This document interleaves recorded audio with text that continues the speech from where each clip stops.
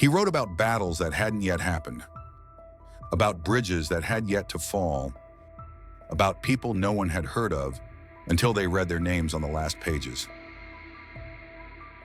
If you're reading this, the shop had no name.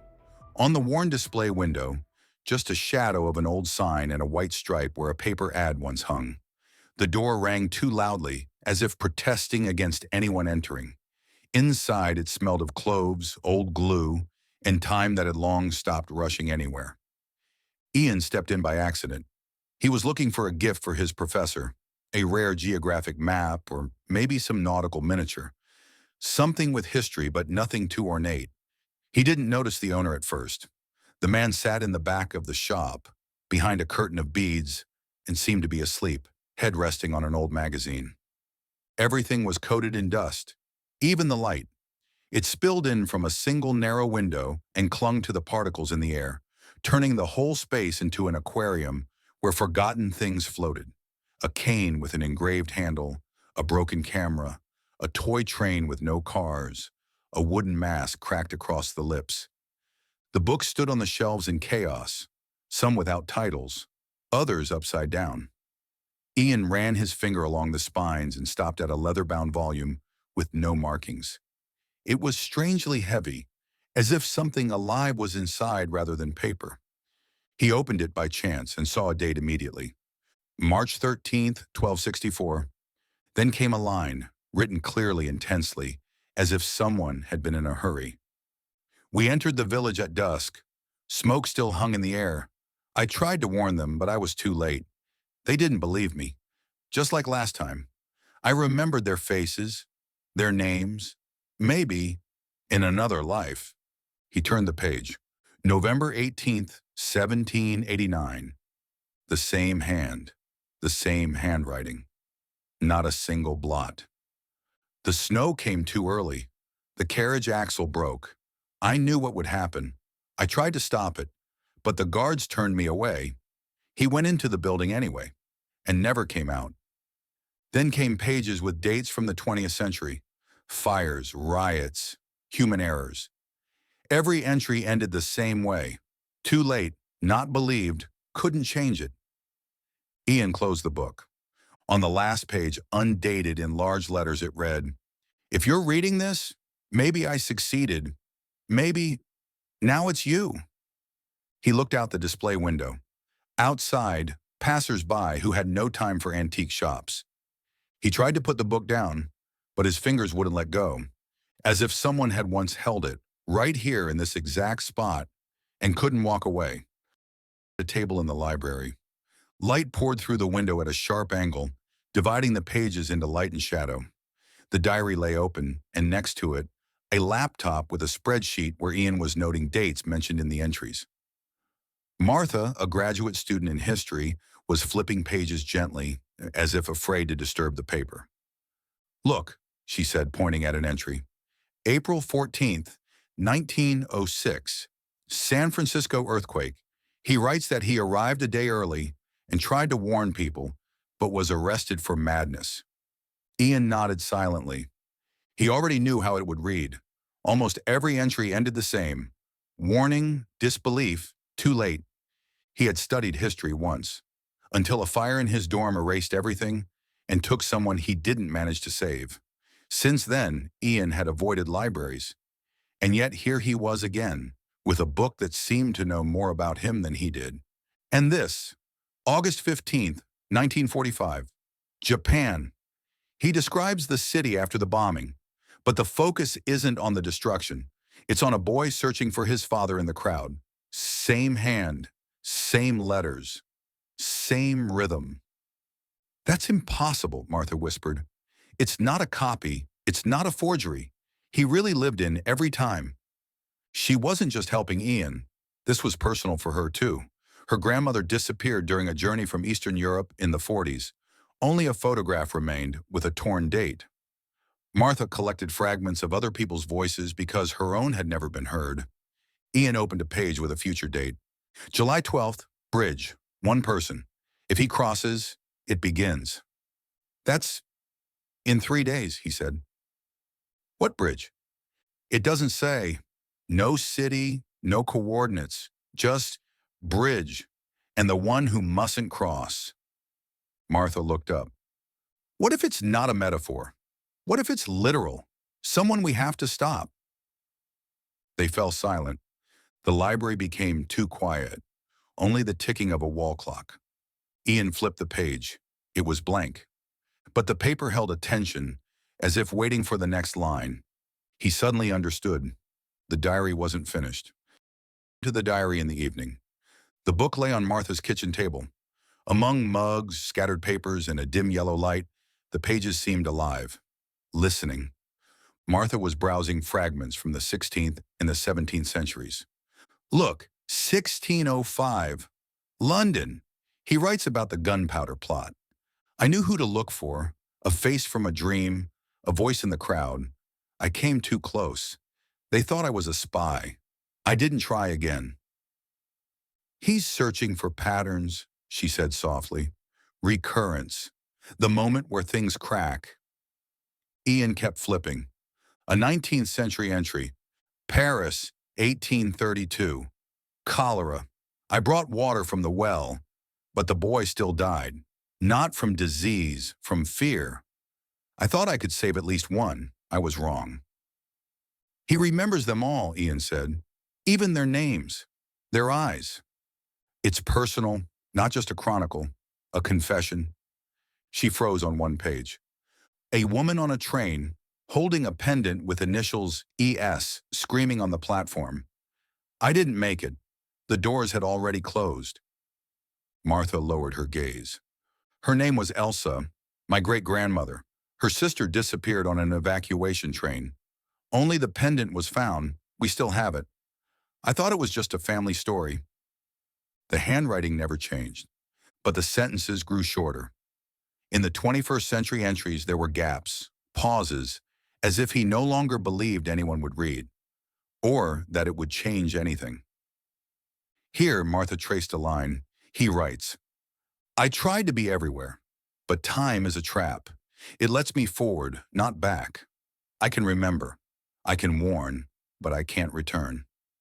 She paused, then added, some entries disappear if you read them aloud, then come back, slightly altered, as if the diary listens or replies. They fell silent. The ticking of the clock became audible again. It's a trap, isn't it? She said. Imagine seeing disaster again and again, always nearby, always just too late. Ian stared at the page. Faded ink along the bottom read, I stay so someone else won't be alone. At that moment, the diary no longer felt like a book. It felt like a voice, alive from outside of time. Just at first. Wait, this surname, it came up in my advisor's article. Just a second. She clicked through tabs on her laptop, searching the archive. Then she found the publication about a dormitory fire on the outskirts of Oslo in 1999. One fatality, suspected arson, case never solved. Here, Alex Nyberg. He tried to save a neighbor but suffocated. Look, she turned the diary around. Same surname, same date. I arrived 2 minutes before the flash. I knew who carried the gasoline. I shouted, but no one heard me. The ventilation drowned everything out. Once again, I was a witness, not an action. Ian said nothing. He had seen this entry before, but hadn't recognized the name. Alex was my neighbor. I was 7. I stood on the stairs when they carried him out. He was holding someone's bag. I remember the smell. I remember my mom saying he tried to save her. He ran his finger along the sentence in the diary. Same handwriting, sharp, tense, as if written without lifting the pen. So, you were there, Martha asked. I didn't know it was that day. Didn't know I could have done something. She flipped a few more pages, then stopped. Wait, this part. Woman in green coat, shouting a name through the noise of the station. I didn't make it. The train was already gone. Martha whispered, my great-grandmother's name was Elsa. She lost her sister at the station in 41. Searched her whole life. They said she ran after the train, shouting, until it disappeared. This It's almost word for word. She sat down as if not on a chair, but inside herself. I thought it was just a family tale, but now, Ian looked at her. Now it had become her story too. He stayed quiet, because he knew she wouldn't be able to stop either. Memory isn't always linear. Sometimes it surfaces only when you're already reading someone else's words. And then it becomes clear. You were already part of the story. You were just silent. Martha looked at him. He only writes when someone is ready to listen. Maybe the diary only opens for those who once stood at the edge. Outside it began to rain. Soft even, like the sound of pages turning. Arrived quietly, no omens, no grand signs. Just a morning, with burnt coffee, damp air, and a strange heaviness, as if a stone had settled in the body that couldn't be removed. Ian stood on the bridge since early morning. Martha arrived later, with a thermos and binoculars. She said, "This might be nothing, just a coincidence." He nodded, but he knew, had they stayed home, something would have changed, and not for the better. The diary had said, one person, if he crosses, it begins. But it didn't say who, or what exactly would begin. By noon, dozens of people had crossed. An old woman with a stroller, a guy with headphones, a courier on a scooter. None of them raised concern. None fit any image, because there was no image. Maybe it's about us, Ian said quietly, that we're the ones who must not miss it. At 12:14, he noticed a man, ordinary, black windbreaker. In his hands, a clear plastic canister filled with murky liquid that smelled harsh. He walked unevenly, as if in slow motion. At the middle of the bridge, he stopped. Didn't look down, looked straight ahead, at a building on the other bank, a glass facade, a few office floors, as if measuring distance. Then he pulled a lighter from his pocket. Ian clenched his jaw. "Look," Martha whispered. "His hands are shaking." "I'm going!" He didn't rush. First, he just stood beside him, then spoke, not judging, just, "You don't have to go alone." The man looked at him for a long time, without speaking, then put the lighter back into his pocket and walked away, with the canister, quietly, without looking back. It lasted less than a minute. Ian returned, sat on the bench. His hands were still trembling. Martha said nothing, then took out the diary, opened to a blank page. "Write." He took the pen and started with the words he had always avoided. "I was there, and I stayed." The handwriting looked strangely familiar. Martha watched him write, then said quietly, "I don't think he changed his mind." Pause. "I think he postponed." Lay open on the table, like a wound. Ian had written no more than 2 lines, not because he didn't know what to say, but because he knew. Every word here changed something, even if no one noticed. "I was there, and I stayed." He didn't finish the sentence because he wasn't sure how it ended. "You think he left?" Martha asked. "I think so, but differently now, feeling like someone saw him." She stayed silent, flipping through old pages. Now they read differently, not as a chronicle of failures, but as a map of places where someone tried. Even if it was in vain, they tried. "He didn't write it for himself," she said. "He was leaving traces, so someone would understand the moment had already happened, and a second chance had arrived." Ian closed the diary. It no longer felt heavy, it just was, like a mirror, saying nothing, but showing everything. A week later, Martha brought it to the university library. No signature, no description. She handed it to the rare books department, said, "People will know what it is, if they're ready." Before leaving, she slipped a thin piece of paper between the pages. On it, a single phrase, "The future isn't written in ink. It's in whoever holds the pen." That evening, back home, Ian thought about that line again and understood. The diary wasn't a prophecy, it was a choice. Everyone who opens it doesn't read someone else's fate, they read their own. And if even one person for a moment chooses to pause, Then it wasn't in vain. He looked at his hands, fingers trembling like the man's on the bridge, but the pen was already lying beside him. Between navigation manuals and collections of old sermons. No display, no label, just a leather cover without a title, slightly worn at the bottom, as if truly held for centuries.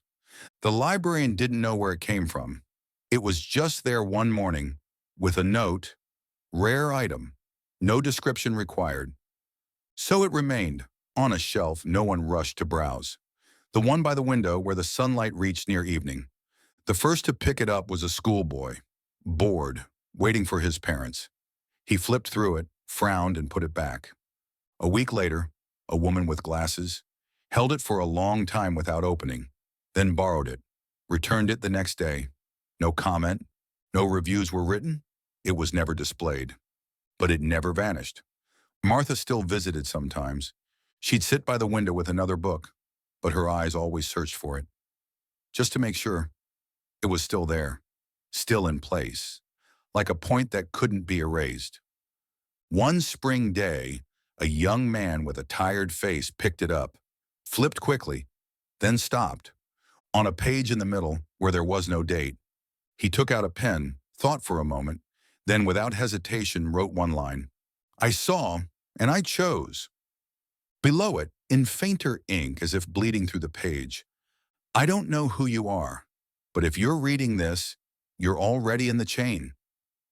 He placed the book back on the shelf, closed it gently, as if giving it breath. When he left, silence lingered on the shelf. Dust slowly settled over the spines. Rain trickled softly behind the window pane.